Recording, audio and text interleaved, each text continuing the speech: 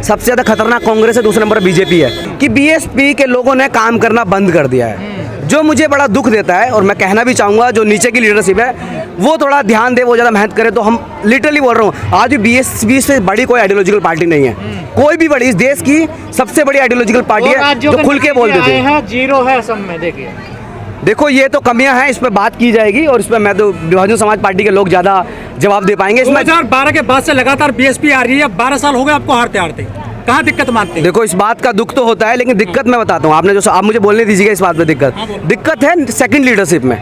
First leader second leadership जो है वो भले, मतलब मैंने देखा लोकसभा चुनाव में भी देखा किस तरीके से कुछ चीज़ें गड़बड़ हुई, चंद चीज़ों के लिए टिकट्स बदले जा रहे हैं। दिल्ली के अंदर ये बहुत मुखर रूप से देखने मिला।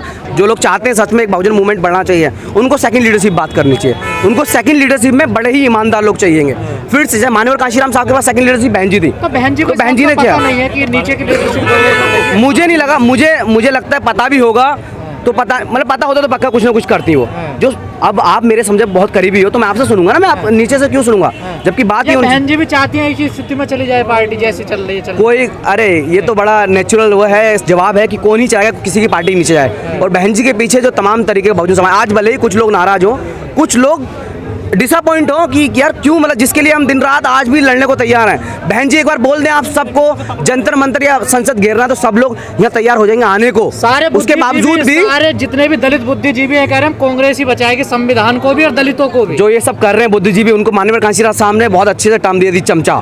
ऐसे लोग चमचा है, कोई बुद्धिजीवी नहीं है। जो लोग कह रहे हैं कि बीएसपी खराब हो चुकी है और हमें कांग्रेस बचाएगी या संविधान कांग्रेस बचाएगी, उनकी मैं बता रहा हूँ, ये काशीराम साहब के बड़े ही मुखरता से उन्होंने पहचाना। पहले बाबा साहब अम्बेडकर ने पहचाना वाला है। अब वो बात की बात है। पहले ऐसे लोगों तो इन लोगों की वजह से तो छिनेगा, जो जनता को, जो आम जनता, जो हमारे तमाम जो लोग पढ़े लिखे लोग हैं, जिनसे उम्मीदें रखते हैं, जो गांव में जो मजदूरी मेहनत करते हैं, अपने पढ़े लिखे लोगों से उम्मीद करो। पढ़े लिखे लोग क्या करते हैं, दिल्ली यूनिवर्सिटी में बैठ के वो लोग कांग्रेस से गुणगान करेंगे, वो लोग इधर उधर बैठ के कांग्रेस ही बन जाएंगे, कभी आम आदमी पार्टी कभी कांग्रेस। ऐसे लोगों को साफ साफ शब्दों में चमचा बुलाया जाता है। मैं इस बात से सहमत हूं। काशीराम साहब ने सीधा बोला है कि जो बुद्धिजीवी अम्बेडकरवादी हैं उन लोगों से थोड़ा सतर्क रहना।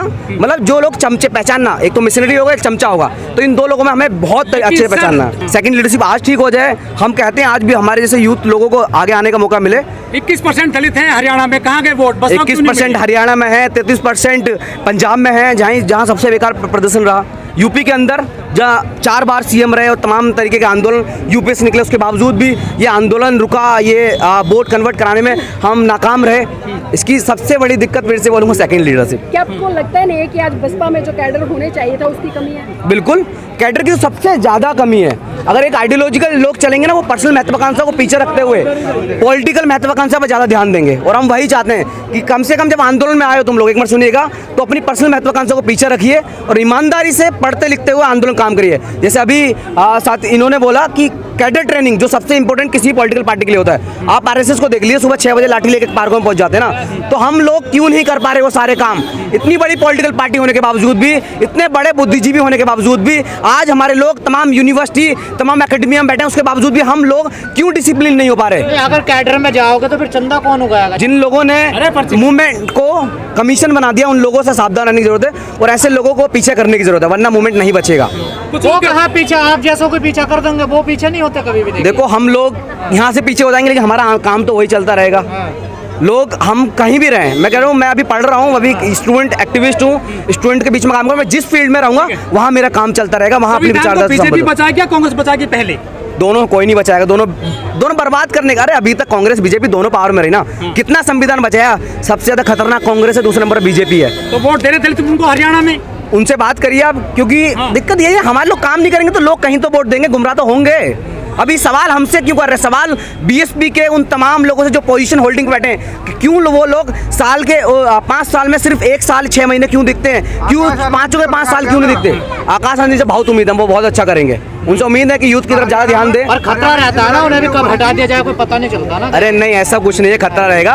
वो तो पार्टी का मुद्दा है, पार्टी का लीडरशिप का तय करेगी कौन होगा, लेकिन आकाश आनंद में वो काबिल दिखती है मुझे। लेकिन यूपी में तुरंत फिर से बढ़ गया दलितों का बड़े पैमाने पर, क्यों नहीं पहुंचते हैं बसपा वाले? उस हिसाब से? इसका देखो बड़ा, मुझे लग रहा है कि कैसा इसका पता जवाब है? बीएसपी वाले ज़्यादा अच्छे दे पाएंगे। मैं पैदा बीएसपी में हुआ हूँ, मैं एक मूवमेंट का हूँ, मैं उसकी पार्टी का नहीं हूँ। मैं हमेशा बीएसपी के लिए जिंदा और मरेंगे, उसको ठीक करने का अंत तक काम करेंगे, हम वो लोग हैं। वो डाइवर्ट हो रहा है दलितों का उत्तर प्रदेश में, कहाँ जा रहा है ये? सपा पे, बसपा, बीजेपी में? ये सीधा सपा और कांग्रेस पे जा रहा है, और कुछ लोग जो नॉन जेडर वोट है वो उधर भी जा रहा है, बीजेपी की साइड भी जा रहा है। तो उनको फिर से कहूँगा, कार्डर ट्रेनिंग बताती है हमको क्या कैसे आइडियोलॉजिकल चीज़ें चलती हैं। कैडर सबसे इंपॉर्टेंट होता है। आप माननीय कांशीराम साहब का जो किताब है, जो कैडर ट्रेनिंग पढ़ोगे ना आप, उसमें देखिए कोई एक प्रोफेसर बैठा है, कोई मजदूर बैठा है, कोई बड़ा इंटेलेक्चुअल बैठा है, उन सबको एक भाषा में एक तरीके से पॉलिटिकल पार्टी अपनी आइडियोलॉजी का, अपने अम्बेडकरवादी विचारधारा पढ़ा रही होती है, वो सबको एक साथ समझ में आ रहा होता है, ना कोई ऊपर ना कोई नीचे, सबको औकात में रखने का काम माननीय कांशीराम साहब ने किया। आप जो जितने उछल रहे हैं, मुस्लिम बड़ी तादाद में नजर आता था, वो अब नजर नहीं आता, उसने दूरी क्यों बना ली आप लोगों से? देखो इसको देखना होगा। मुस्लिम्स का सबसे ज़्यादा अभी तक जो जितने भी अधिकार देखोगे, अम्बेडकरवादी लोग हमेशा उनके साथ, उनके चाहे वो CNRC का प्रोटेस्ट ले रहे, उससे पहले तमाम पसमानदा मुस्लिम्स का बड़ा आंदोलन है माननीय कांशीराम साहब ने, जिसको 380 रैलियाँ जिसके पक्ष में निकाली थी मंडल कमीशन और पसमानदा रैली की रिजर्वेशन के लिए। तो बड़ा अम्बेडकरवादी ने बड़ा काम किया है उन लोगों ने हमारे साथ दिया है। आज पता नहीं क्या ऐसी चीज़ों को कांग्रेस की तरफ ज़्यादा ढल रहे हैं, क्योंकि एक माहौल जो बना दिया कांग्रेस का, एक रचा रचाया जो चीज़ है कि संविधान खतरे में है। अरे नहीं है खतरे में संविधान, जब तक इस देश का इंडिपेंडेंट अम्बेडकरवादी लोग जिंदा हैं तब तक संविधान पे कोई आँच नहीं आएगी। राहुल गांधी बचाएंगे संविधान? भाई बताया ना बहन जी ने, कल का लोंडा बचाएगा संविधान, ये बहन जी का स्टेटमेंट है है। कि लोग कहते हैं कि बसपा बी टीम बीजेपी की, ये सच्चाई है क्या?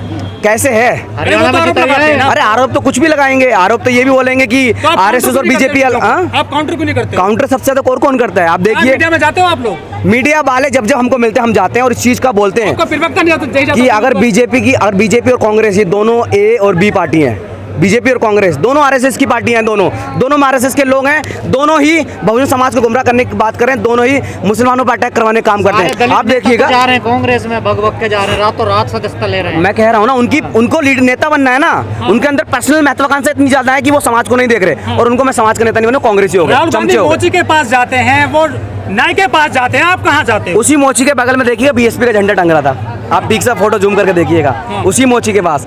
वो कितने ही लोगों के पास चले जाए, लेकिन जानते हैं, आम जनता है वो जानती है। आप ट्वीट करते हैं केवल?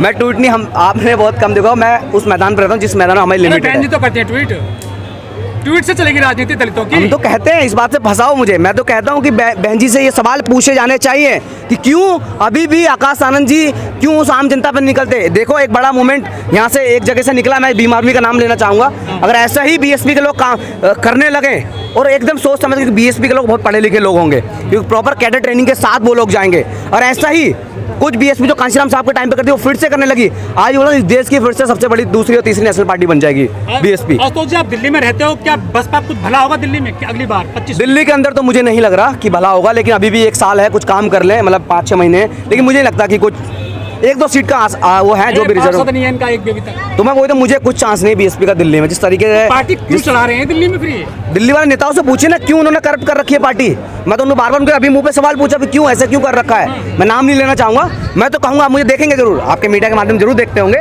दिल्ली के लीडर्स बीएसपी के जरूर इस वीडियो के माध्यम से समझ आए कि अरे भाई काम अपनी छोड़े, बहुत पैसा कमा चुके हैं आप, अब समाज के लिए उतर जाइए, वरना ऐसे लोगों को मैं बहन जी से रिक्वेस्ट करूँगा कि ऐसे लोगों को टिकट काटे हैं, बहुत ईमानदार लोग हैं अभी भी जो लड़ने मरने के तैयार अपने समाज के लिए, एकदम बिल्कुल ईमानदारी के साथ अपना सब कुछ गवा के आज भी बहुजन समाज के लिए उस जंग को जो बाबा साहब अम्बेडकर ने और कांशीराम साहब ने शुरू की उसको लड़ने को तैयार हैं, जो सच में मन से चाहते हैं कि बहुजन आंदोलन बढ़ता रहना चाहिए, बहुजन आंदोलन रुकना नहीं चाहिए, भले ही पार्टी कमज़ोर हो गई हो, लेकिन उसके बावजूद भी हम लोग क्यों धन्यवाद कर रहे हैं क्योंकि अभी कांशीराम साहब की जयंती पे हम सबको इन्वाइट किया गया यहाँ पे बीएसपी के इस बहुजन स्मारक में।